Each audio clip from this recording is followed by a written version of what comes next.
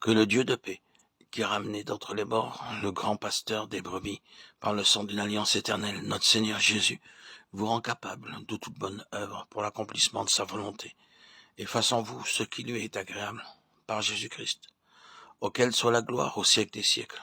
Amen. Hébreux 13, 20, 21. Le nom de notre Seigneur Jésus-Christ devrait être hautement glorifié et magnifié par la chose pour laquelle nous cherchons à connaître la volonté de Dieu. Selon ce qui est écrit, le Seigneur Jésus-Christ, à qui soit la gloire pour l'éternité. Ainsi nous devons dire par la foi au Seigneur, si j'épouse cette personne, ton nom sera-t-il glorifié? Ne vous laissez pas diriger par vos sentiments, par vos émotions, par les apparences extérieures ou par ceux qui vous attirent, mais laissez-vous conduire par la sagesse de Dieu. Seigneur, j'accepte tel conseil, telle suggestion, ou si je m'engage dans tel ou tel plan, ton nom sera-t-il hautement glorifié? Faites de cela une pratique, recherchant de cette manière la volonté de Dieu, afin de recevoir les évidences ou les preuves de la connaissance de sa volonté. Vous en recevrez une très grande bénédiction. C'était le privilège le plus grand pour l'Israélite, pour le croyant de l'Ancien Testament, que de s'approcher du souverain sacrificateur pour obtenir la connaissance de la volonté de Dieu. Maintenant, nous nous plaçons par la foi sous la seigneurie du chef suprême qui est notre Seigneur Jésus-Christ. D'abord, nous le recevons comme notre sauveur, puis après un temps, il devient notre Seigneur, notre souverain sacrificateur et notre roi qui reviendra. Quelquefois, toutes ces expériences sont vécues en peu de temps. Mais dans beaucoup de cas, c'est après beaucoup d'épreuves et bien des souffrances que nous entrons dans ces réalités.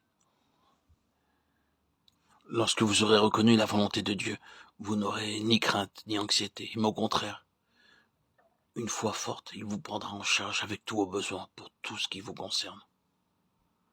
Laissons donc Dieu prendre entièrement en charge nos projets, nos plans, nos intentions.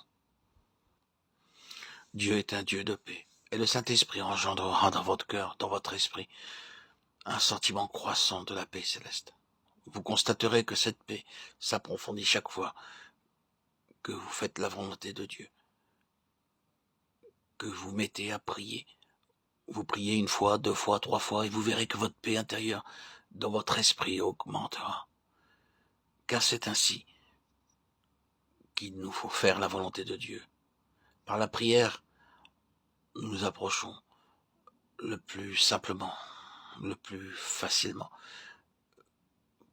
vers la volonté de Dieu, vers ce que Dieu attend de nous. C'est une preuve de la volonté de Dieu concernant la question ou le besoin dont nous sommes si préoccupés. Et en plus, parallèlement à cela, par nos prières, nous aurons un sentiment croissant de la présence de Dieu dans nos vies. Que le Seigneur nous aide à discerner et à connaître sa volonté en toutes choses.